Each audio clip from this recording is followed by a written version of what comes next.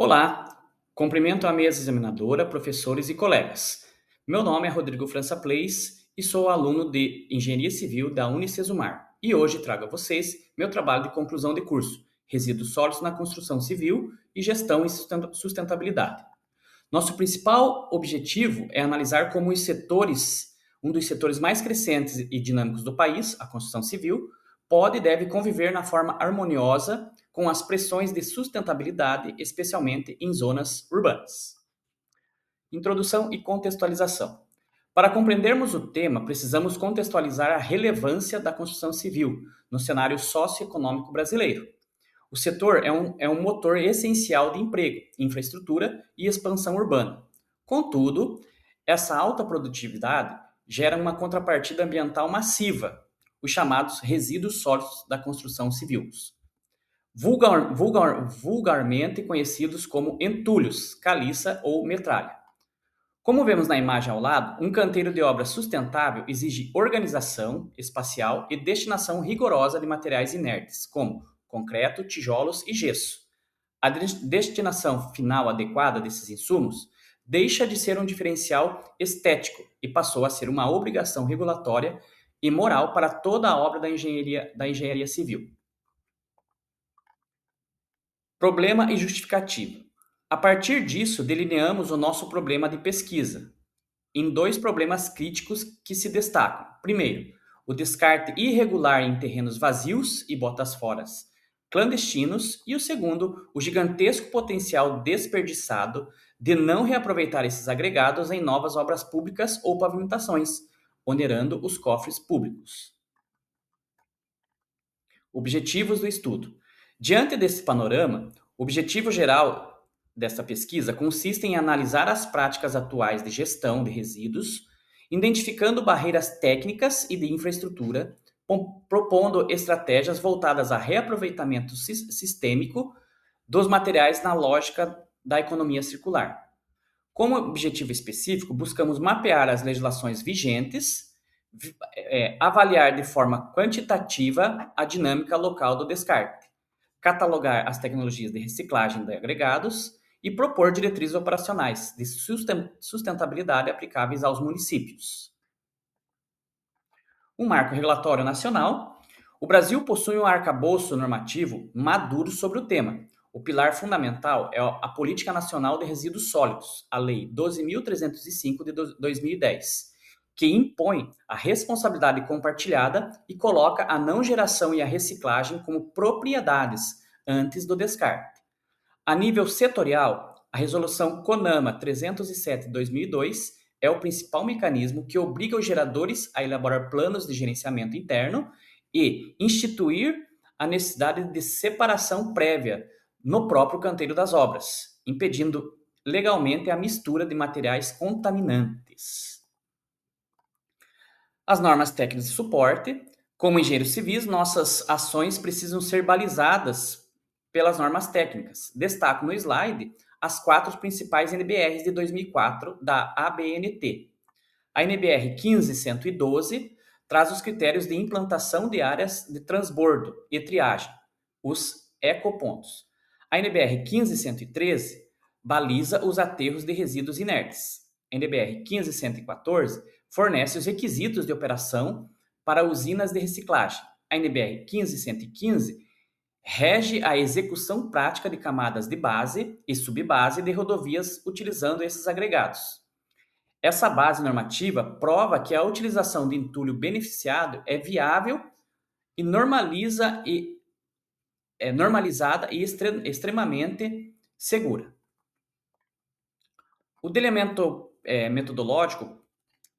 Para obtermos esses dados e formular as propostas, a nossa metodologia seguiu um delineamento lógico, dividido em 3 grandes fases, como ilustrado no fluxograma abaixo. Primeiro, a revisão teórica de artigos científicos e teses consolidadas. Segundo, a classificação técnica e qualitativa, segundo a resolução do CONAMA 307. E terceiro, a proposição prática de usinas e fluxogramas de reusos integrados. A classificação do CONAMA 307 Para planejar a reciclagem, precisamos classificar o resíduo. A CONAMA 307 separa-os em 4 classes. A classe A representa a maior parcela, é o ouro do entulho, englobando materiais cerâmicos, argamassas e concreto. A classe B são os recicláveis tradicionais, como plástico, papelão, madeira e metal. A classe C engloba materiais cujas tecnologias de reaproveitamento ainda são economicamente inacessíveis em larga escala. Por fim, a classe D representa os resíduos perigosos da obra, como amianto, tintas e vernizes, que exigem descarte em aterros industriais classe 1, longe de misturar com as frações recicladas. A composição típica, né? Analisando a composição típica, observamos que os resíduos de classe A perfazem cerca de 65% do total gerado no canteiro. Outros 20% pertencem à classe B, enquanto classe C e D somam os 15% residuais. Esse enorme percentual da classe A representa um ativo econômico extraordinário. São materiais inertes que, após processos mecânicos de simples britagem, transformam-se em brita, rachão e areia reciclados, de excelente qualidade para obras viárias secundárias. As barreiras econômicas e circulares. No entanto, se a norma existe, os volumes são expressivos e a reciclagem é viável, por que ainda há problemas? Identificamos 3 grandes barreiras locais: a economia, a inexistência de centrais de triagem e usinas licenciadas no próprio município, faz com que as construtoras precisem transportar esses resíduos por longas distâncias, elevando os custos operacionais. O 2, institucional, a fiscalização municipal ainda é insuficiente para coibir os pequenos geradores de descarte em locais impróprios. E número 3, a cultura, o preconceito técnico de construtores que erroneamente julgam os agregados reciclados como de baixa resistência mecânica, limitando o seu mercado. As conclusões e as recomendações. A partir desta análise, concluímos que o gerenciamento adequado de resíduos sólidos exige uma abordagem integrada de curto e a longo prazo. Propomos a criação do ecoponto municipal central acoplado a uma usina móvel de beneficiamento de agregados, otimizando o transporte e viabilizando a reciclagem local de resíduos classe A. Sugerimos também a criação de incentivos fiscais municipais, como IPTU verde, premiando construtoras que comprovem reuso de materiais.